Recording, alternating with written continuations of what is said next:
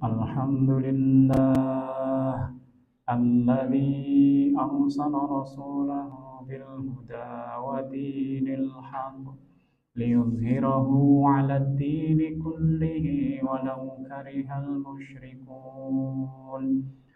Asyhadu an la ilaha illa anta Allahu lakal hamd.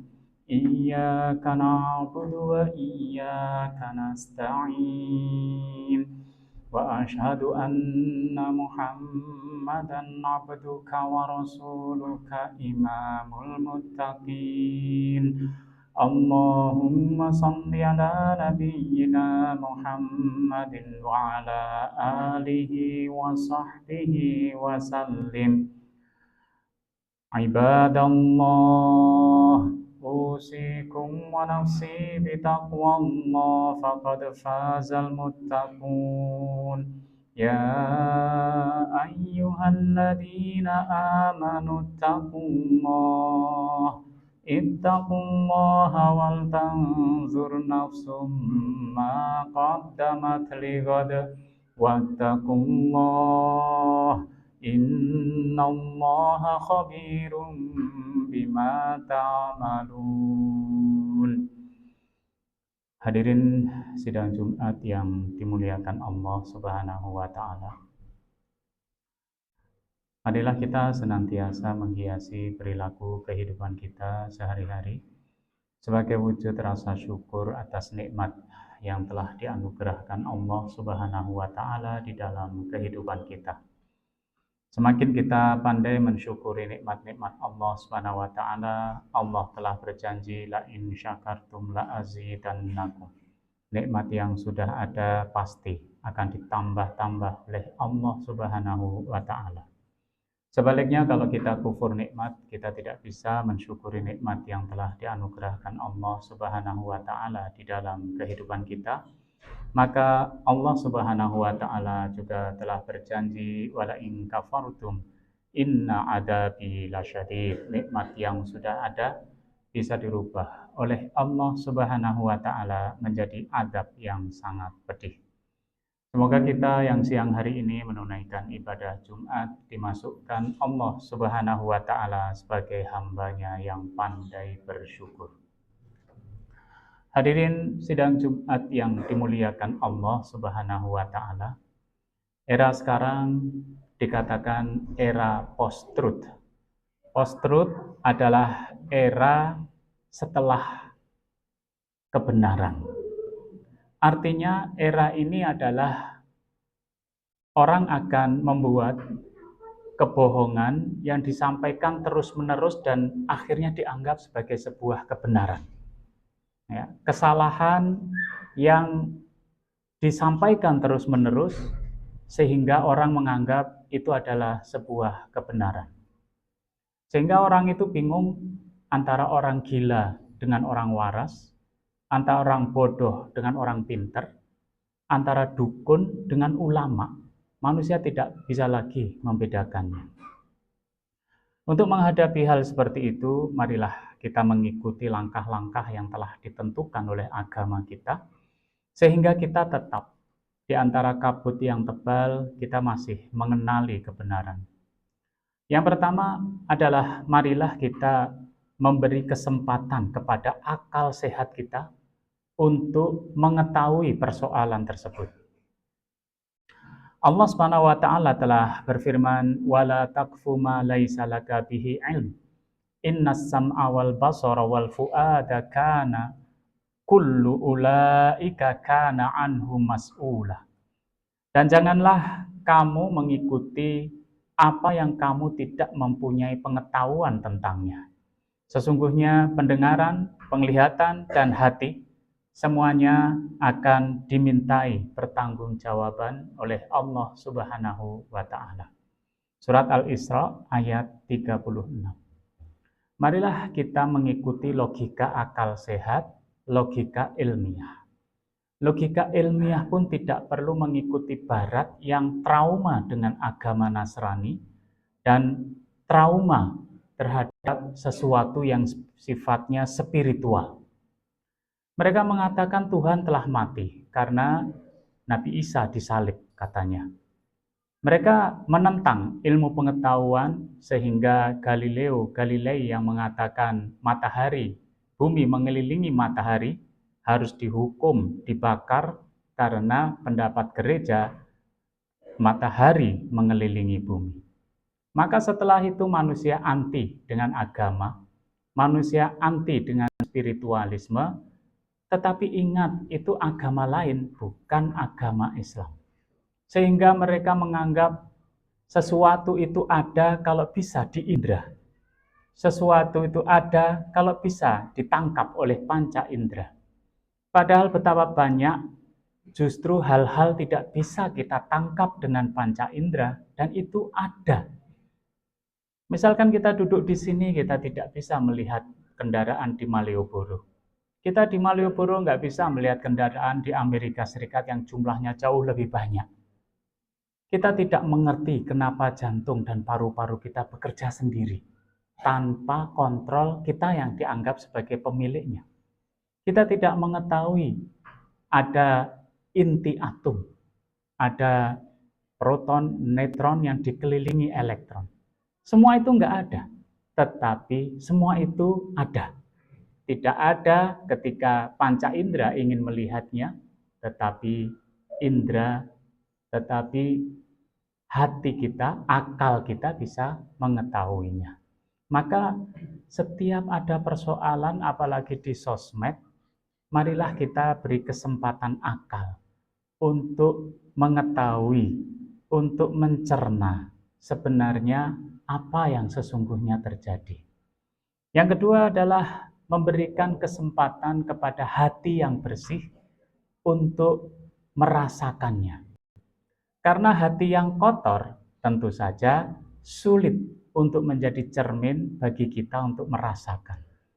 Rasulullah SAW mengatakan ketika seseorang datang bertanya tentang kebenaran dan dosa, maka Rasulullah SAW bersabda, istafti qalbak, mintalah fatwa kepada hatimu sendiri.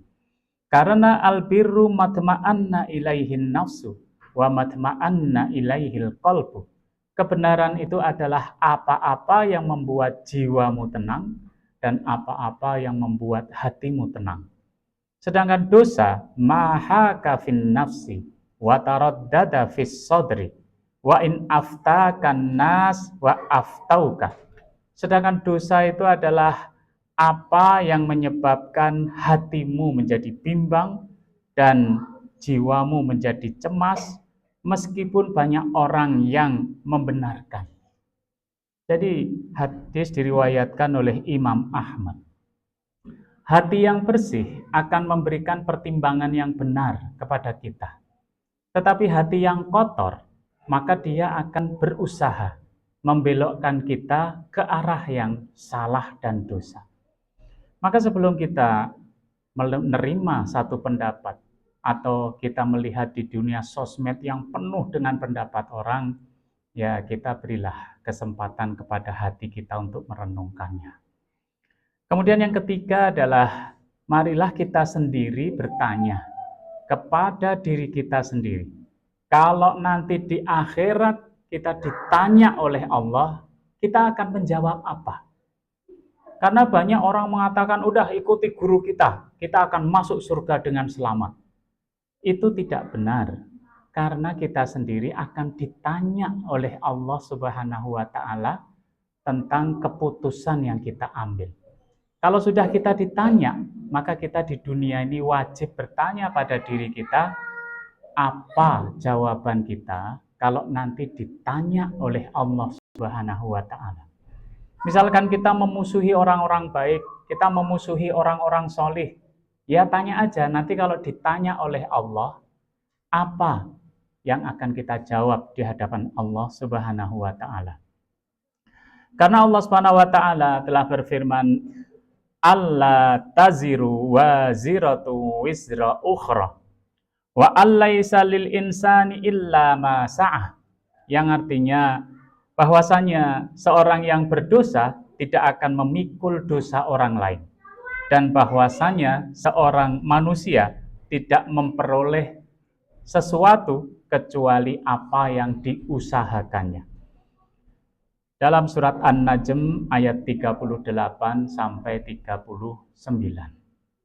Berikutnya adalah marilah kita bertanya kepada ahlinya. Ingat, ahlinya itu adalah latar belakang pendidikannya, kemudian keorganisasiannya, dan juga kemudian adalah pengalamannya. Ada orang yang pendidikannya ahli tetapi nggak punya pengalaman. Ada yang banyak pengalaman, sebenarnya dia latar pendidikannya nggak sama.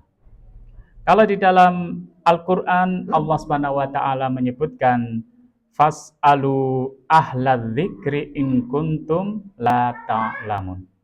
Maka bertanyalah kepada orang yang mempunyai pengetahuan jika kalian tidak mengetahuinya. Surat An-Nahl ayat 43. Sosmed sekarang luar biasa. Orang yang nggak ngerti apa-apa dikasih judul ahlinya ahli, pakarnya pakar, dan langsung kita terima. Ya, padahal dia sama sekali nggak ngerti masalah itu dan hanya ngawur saja. Maka kita harus berhati-hati. Ya, kita tanyakan kepada orang yang ahlinya. Dan Rasulullah SAW mengingatkan, idza wusidal amru ila ghairi ahlihi fangtadhiris sa'ah. Apabila satu perkara diserahkan kepada orang yang bukan ahlinya, maka tunggulah kehancurannya. Hadis diriwayatkan oleh Imam Bukhari. Kemudian yang kelima adalah marilah kita mengikuti kebenaran yang mayoritas. Ya. Karena Rasulullah SAW telah mengingatkan, فَإِذَا رَأَيْتُمُ الْإِخْتِلَافَ فَعَلَيْكُمْ بِالسَّوَادِلْ أَعْظَمِ.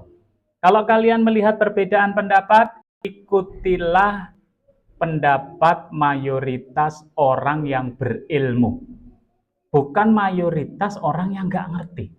Ya. Misalkan ada satu pendapat agama yang mengatakan satu orang dibandingkan dengan yang mengatakan adalah jumhur ulama, pendapat mayoritas ulama. Kalau di Indonesia ya diwakili oleh MUI.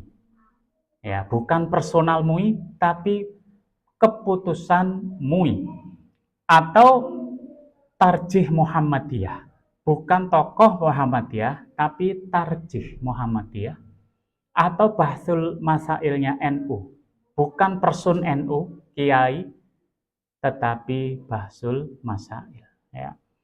Nah itu yang kita ikuti, ya, karena memang pendapat orang banyak dan itu adalah para pakar di bidangnya, maka itu jauh lebih bisa dipertanggungjawabkan daripada pendapat satu orang. Satu orang bisa jadi ilmunya banyak, tapi subjektif. Tidak bisa menghilangkan subjektivitasnya. Yang keenam adalah mari kita menyaring berita. Ya. Kalau dalam surat Al-Hujurat ayat 6, Allah Subhanahu wa Ta'ala berfirman, ya ayyuhalladzina amanu in ja'akum fasiqun binaba'in fatabayyanu. Hai orang-orang yang beriman, kalau datang pada kalian orang fasik membawa berita penting, maka telitilah. Maka yang diteliti apa? Fasikun, yaitu narasumbernya. Narasumbernya siapa? Loh, kenapa kita mengikuti narasumber orang-orang yang ngawur? Apalagi sederhananya, orang yang ngawur, orang yang nggak benar itu berkumpul bersama-sama, malah semakin kelihatan. Loh, kok kita ikut mereka? Cara melihatnya gimana? Lah, lihat historisnya. Apalagi di dunia sekarang IT, lihat historisnya mudah. Si A itu siapa, si B siapa, kok kumpul bareng? Oh, berarti ya sama-sama dukunnya. Si A siapa, si B siapa, oh sama-sama ulamanya. Sehingga kita mengerti dari mana narasumber itu. Portalnya apa? Betapa banyak portal liar dan memang nggak bertanggung jawab. Ya, makanya kita lihat portalnya. Kalau portalnya kita hafalkan atau perlu kita tulis, portalnya nggak beres, ya nggak usah dilihat beritanya. Ada orang yang mengatakan, perhatikan omongannya, jangan orangnya. Ya orangnya juga. Ya, yang dimaksud perhatikan omongannya itu kalau omongannya benar, dari siapapun terimalah. Tapi kalau orangnya sudah nggak benar, nah itu hati-hati. Ya, apalagi membawa berita penting, memfitnah orang, membuka aib orang, menuduh orang, memecah belah, maka fatabayyanu, telitilah terlebih dahulu. Kemudian yang perlu kita ingat juga adalah mari kita bergaul dengan masyarakat. Betapa banyak muslim yang baik hanya untuk dirinya sendiri, solih untuk dirinya. Dan itu juga menyebabkan tersesat. Maka mari kita bergaul dengan masyarakat, bersama-sama dengan masyarakat menuju kebaikan. Bukan kita menjadi orang yang cair, kalau masyarakat baik ikut baik, kalau masyarakat rusak ikut rusak, enggak. Tetapi kita berada dalam kebaikan, kalau masyarakat baik kita ikut baik, kalau masyarakat enggak baik, kita tetap teguh dengan kebaikan dan mengajak masyarakat untuk menjadi baik. Rasulullah SAW mengingatkan al-mu'min alladhi yukhalitun nas wa yasbiru ala adahum khairun minalladzi la yukhalitun nas wa la yasbiru ala adahum. Seorang mukmin yang bergaul dengan masyarakatnya dan bersabar dengan pola tingkahnya itu lebih baik daripada orang mukmin yang enggak bergaul dengan masyarakat dan tidak sabar dengan perilaku masyarakat. Hadis diriwayatkan oleh Imam At-Tirmidzi. Alangkah baiknya lagi kita punya organisasi yang resmi dan baik, ya, sehingga misalkan organisasi masjid, ya, sehingga kita tidak terkucil. Dan yang terakhir, mari kita berdoa pada Allah Subhanahu wa taala, semoga kita ditunjukkan kebenaran dan dijauhkan dari segala macam kebatilan. Moga-moga dengan perangkat ini kita tidak tersesat. Jangan sampai kita mendukung kebatilan, mendukung kemaksiatan, bahkan dengan semangat berlebihan tanpa sepengetahuan kita. Semoga Allah memberi basirah kepada kita sehingga kita bisa membedakan antara yang hak dan batil. Barakallahu li wa lakum fil Qur'anil azim wa nafa'ani wa iyyakum bima fihi minal ayati wa dzikril hakim. Aqulu qawli hadza astaghfirullah li wa lakum walisairil muslimina wal muslimat wal mu'minina wal mu'minat istaghfiruhu innahu huwa ghafurur rahim.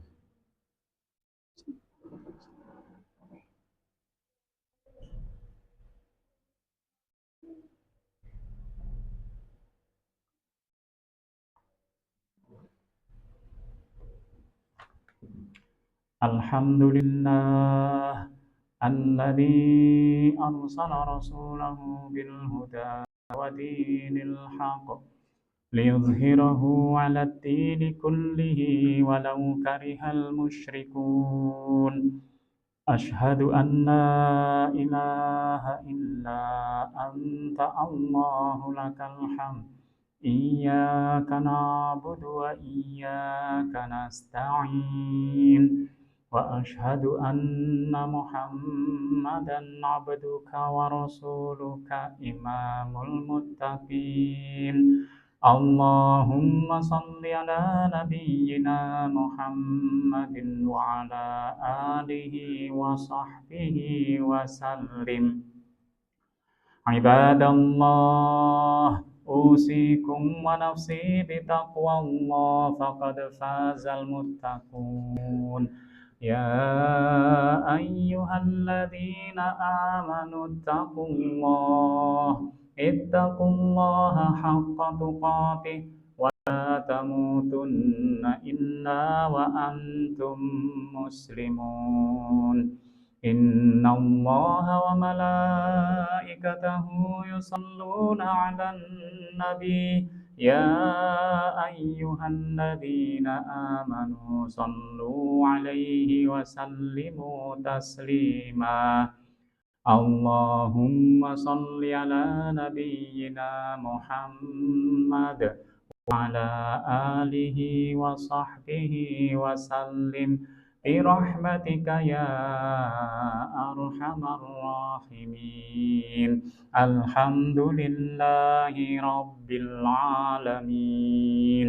Allahumma ighfir lil muslimina wal muslimat wal mu'minina wal mu'minat al ahya'i minhum wal amwat إنك سميع قريب مجيب الدعوات ويا قاضي الحاجات اللهم اغفر لنا ذنوبنا ولوالدينا وارحمهم كما ربونا صغارا اللهم تقبل منا دعاءنا وركوعنا وسجودنا وصيامنا وقيامنا وكل أعمالنا اللهم إنا نسألك سلامة في الدين وعافية في الجسد وبركة في الرزق وزيادة في العلم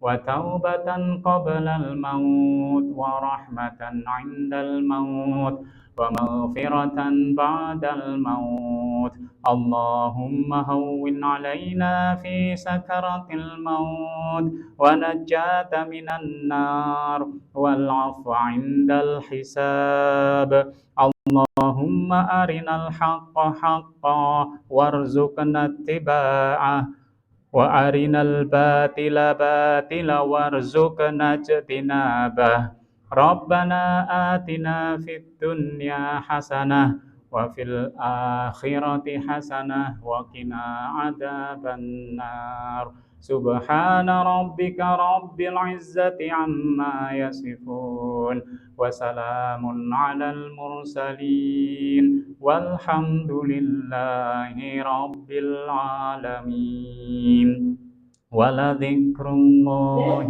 أكبر أقيموا الصلاة